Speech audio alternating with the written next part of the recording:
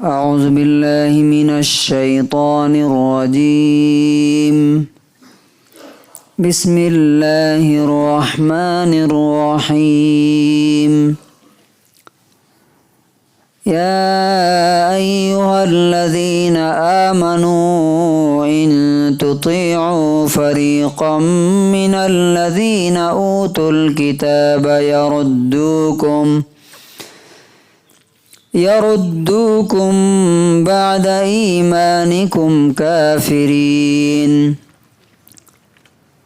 وكيف تكفرون وأنتم تتلى عليكم آيات الله وفيكم رسوله ومن يعتصم بالله فقد هدي إلى صراط مستقيم۔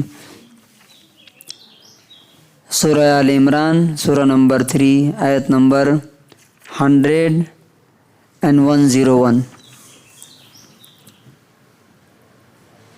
اے ایمان والو، اگر تم کتاب والوں کی ایک گروہ کی بات مانو گے، ایک گروپ کی بات مانو گے، تو وہ تمہارے ایمان کے بعد پھر سے تمہیں کافر بنا دیں گے،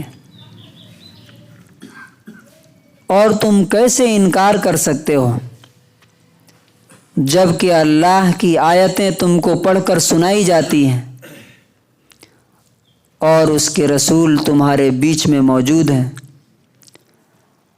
اور جو بھی اللہ کو مضبوطی سے پکڑ لے گا وہ شخص یقیناً سیدھے راستے کی طرف چلا جائے گا، سیدھے راستے کی طرف اس کی رہنمائی کر دی جائے گی۔ O believers, if you obey a party of those who were given the scripture, they would turn you back after your belief to being disbelievers. And how could you disbelieve while the verses of Allah are being recited to you and His messenger is among you? And whoever holds firmly to Allah, indeed he has been guided to the straight path۔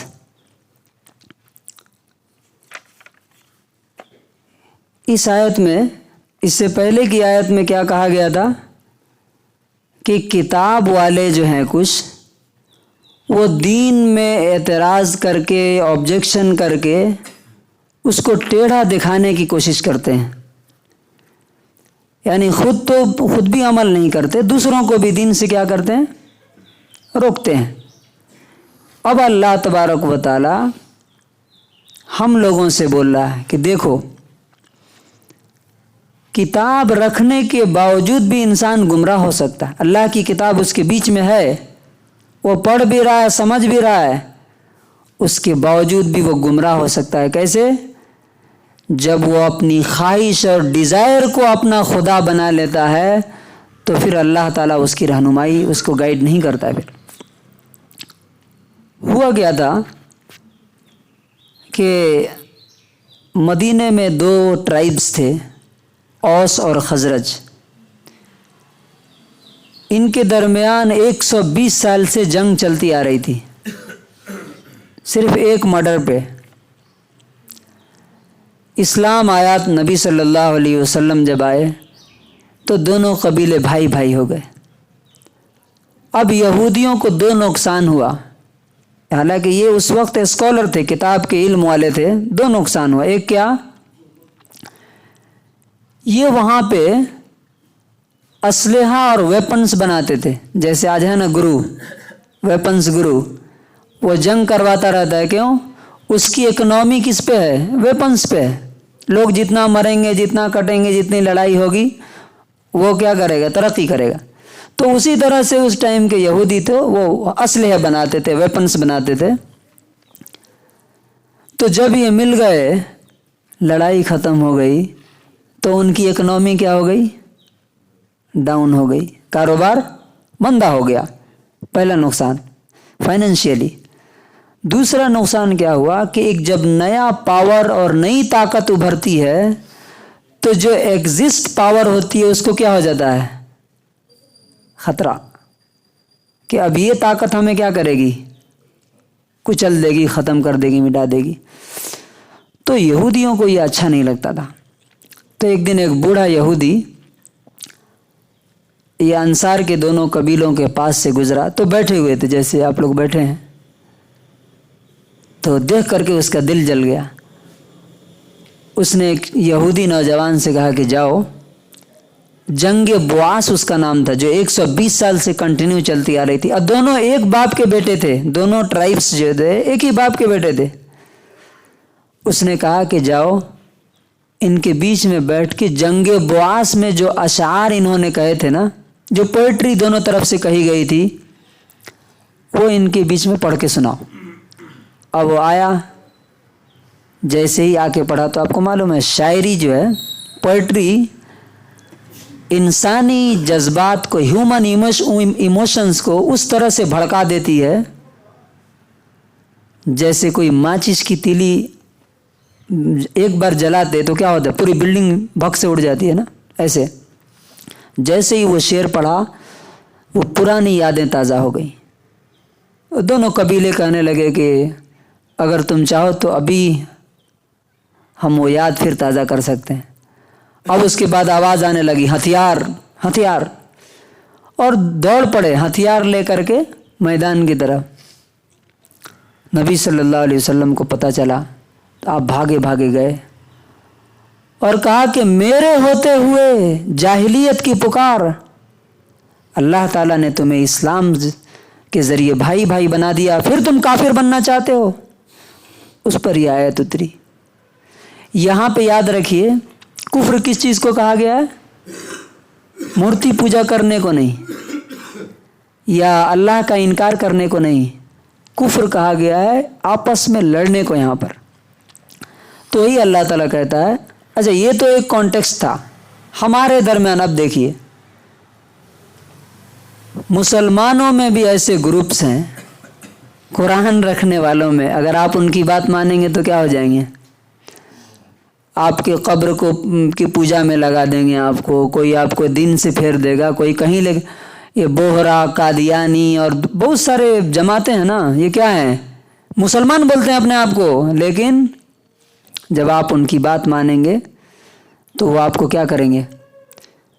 اللہ تعالیٰ کہہ رہا ہے ان تطیعوا فریقا من الذین اوتوا الکتاب، جن کو کتاب دی گئی ہے، اگر ان کے گروپ کی بات مانو گے تو کیا کریں گے؟ یردوکم، پلٹا کے لے جائیں گے پھر تم کو کہاں؟ بعد ایمانکم، تمہارے ایمان کے بعد، کافرین، تم کو کافر بنا دیں گے۔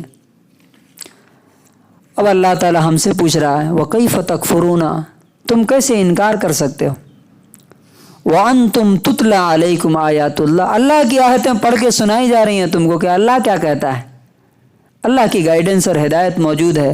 وَفِيكُمْ رَسُولُهُ، اور تمہارے بیچ میں اس کے رسول موجود ہیں۔ تو اس ٹائم تو فزیکلی رسول موجود تھے، اور آج کیسے موجود ہیں؟ اپنی تعلیمات کے ذریعے سے، اپنی حدیثیں، ان کی باتیں ہیں نا ہمارے بیچ میں، ان کی گائیڈنس ہے، ان کی کتاب، لائی ہوئی کتاب ہے۔ تو اللہ تعالیٰ نے اس کا حل بتایا، سلوشن بتایا۔ کون آدمی، کس آدمی کو سیدھا راستہ ملے گا؟ وَمَن يَعْتَصِم بِاللَّهِ، جو اللہ کو مضبوطی سے پکڑ لے گا۔ اللہ کو مضبوطی سے پکڑنے کا مطلب کیا؟ اس کی کتاب کو، اس کو جو بھی مضبوطی سے پکڑ لے گا، ادھر ادھر نہیں دیکھے گا، جو بھی زندگی میں مسئلہ ہے اس کتاب سے پوچھے، فقد ہدی الی صراط مستقیم، تو اس کو اہدنا الصراط المستقیم جو کہا گیا نا، مجھ کو سیدھا راستہ دکھائی، ہر دن بولتے ہیں نا، اللہ تعالیٰ کہتا ہے کہ سیدھا راستہ چاہیے تو یہ اس کو مضبوطی سے پکڑ لو، تمہیں سیدھا راستہ مل جائے گا۔ تو کنکلوژن اور خلاصہ کیا ہے؟ نمبر 1، کسی کے بارے میں کوئی بات کوئی بولے تو اپنا دماغ بھی یوز کرنا چاہیے۔ کیا ہوتا ہے، بھائی بھائی کے بیچ میں شیطان ہے، دشمنی پیدا کرنے والے، دوستوں میں جدائی پیدا کرنے والے شیطان ہیں، میاں بیوی میں لڑانے والا شیطان ہے، ایک دینی کام کے لیے جو لوگ جمع ہوتے ہیں ان کے بیچ میں اور زیادہ بدگمانیاں پیدا کرتا ہے، چھوٹی چھوٹی بات پہ الگ کر دیتا ہے۔ تو کیا ہے، کسی کے بارے میں، اچھا اس میں یوز کس کو کرتا ہے معلوم؟